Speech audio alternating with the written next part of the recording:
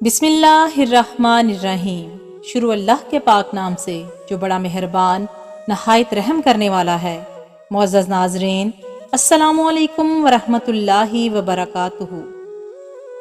एक नौजवान अपनी ज़िंदगी के मामलात से काफ़ी परेशान था। एक रोज़ एक दरवेश से मुलाकात हो गई तो अपना हाल कह सुनाया। कहने लगा, बहुत परेशान हूँ, ये दुख और परेशानियाँ अब मेरी बर्दाश्त से बाहर हैं। लगता है अब मेरी मौत ही मुझे इन गमों से निजात दिला सकती है। दरवेश ने उसकी बात सुनी और कहा, जाओ और नमक लेकर आओ। वो नौजवान हैरान तो हुआ कि मेरी बात का नमक से क्या ताल्लुक, पर फिर भी ले आया। दरवेश ने कहा, पानी के गिलास में एक मुट्ठी नमक डालो और इसे पी लो। नौजवान ने ऐसा ही किया तो दरवेश ने पूछा, इसका जायका कैसा लगा? नौजवान थूकते हुए बोला, बहुत ही खराब, एकदम खारा। दरवेश मुस्कुराते हुए बोला, अब एक मुट्ठी नमक लेकर मेरे साथ इस सामने वाली झील तक चलो।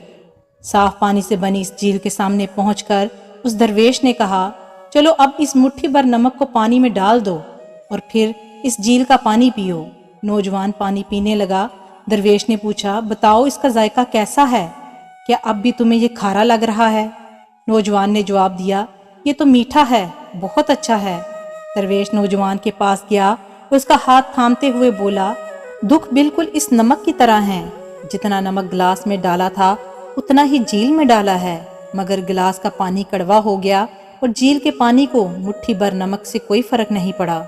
इसी तरह हर इंसान भी अपने अपने ज़र्फ के मुताबिक तकलीफ़ों के जायके को महसूस करते हैं। जब तुम्हें कोई दुख मिले तो खुद को बड़ा कर लो, गिलास मत बने रहो बल्कि झील बन जाओ। अल्लाह ताला हर किसी पर उसकी हिम्मत से ज़्यादा बोझ नहीं डालते, इसलिए हमेशा यकीन रखना चाहिए कि जितने भी दुख आएं हमारी बर्दाश्त से बढ़कर नहीं होंगे।